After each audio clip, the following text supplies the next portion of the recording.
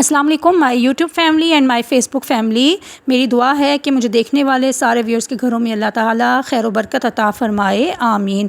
जी, जो न्यू है मेरे चैनल पे वो काइंडली मेरे चैनल को सब्सक्राइब कर दें ताकि आगे भी इंफॉर्मेटिव वीडियोस उनको मिलती रहें। आज मैं अपनी वीडियो में आप लोगों को 17 ऐसे पॉइंट्स बताऊँगी जिसकी वजह से हमारे घर में जो है रिस्क में कमी होती है। ये पॉइंट्स जो हैं ये हदीस की रूह से और उलमा इकराम के रूह से जो है मैंने बड़े रिसर्च करके तो ये पॉइंट्स निकाले हैं, तो मैंने सोचा मैं आप लोगों से भी ये शेयर करूं। नंबर 1 पॉइंट ये कि खड़े होकर खाना खाना, जैसे कि शादियों में रिवाज है कि हम लोग खड़े होकर खाना खाते हैं, तो खड़े होकर खाना खाने से रिस्क में कमी होती है। नंबर 2 जूते पहन कर खाना, जैसे कि हम डाइनिंग टेबल आजकल आम है हर घर में, तो हम लोग डाइनिंग टेबल पर बैठते हैं और जूता पहन के खाना खाते हैं, उससे भी रिस्क में बेबरकती होती है।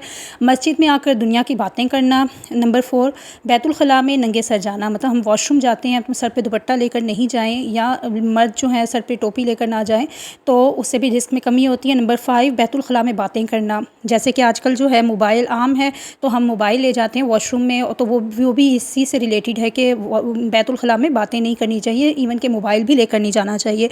नंबर 6 मेहमान को बोझ समझना, आपके घर कोई गेस्ट आया आप उसको बोझ समझो कि यार ये क्यों आया, और तो उससे भी आपके रिस्क में कमी होती है।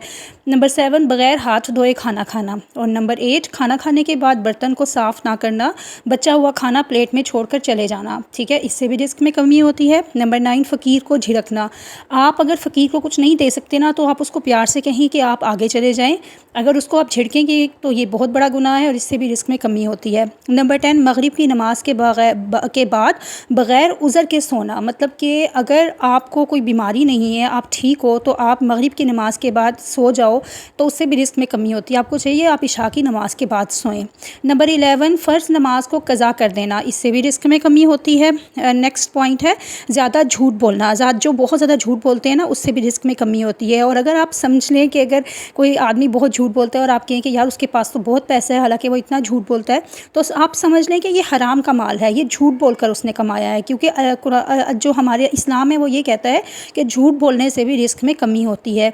नंबर 13 गाने बजाने में दिल लगाना, जो लोग मौसीकी में गाने बजाने में अपना बहुत दिल लगाते हैं उससे भी रिस्क में कमी होती है। नंबर 14 औलाद को बुरा भला कहना।